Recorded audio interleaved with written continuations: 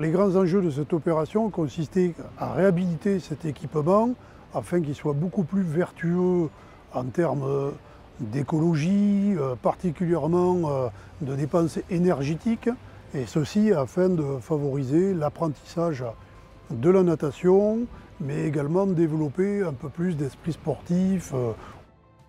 Les attentes de la communauté d'agglomération Hérault-Méditerranée étaient fort simples, c'est-à-dire de l'efficacité, du respect des délais, de la maîtrise des coûts.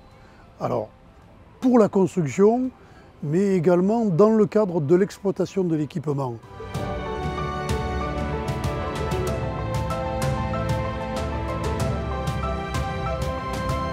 La principale caractéristique de cette piscine, c'est qu'elle est branchée sur une source d'eau chaude et donc elle utilise la technique de la géothermie. La géothermie sur nappe, elle permet d'avoir une économie d'énergie importante, mais elle permet aussi d'utiliser l'énergie naturelle du site.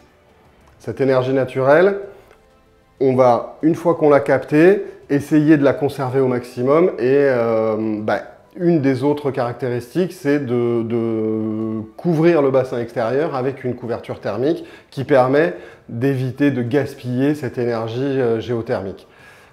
En conclusion, on utilise sur la piscine de Pézenas un minimum d'énergie fossile et ça permet d'avoir un fonctionnement et un coût de fonctionnement qui est tout à fait adéquat pour le maître d'ouvrage.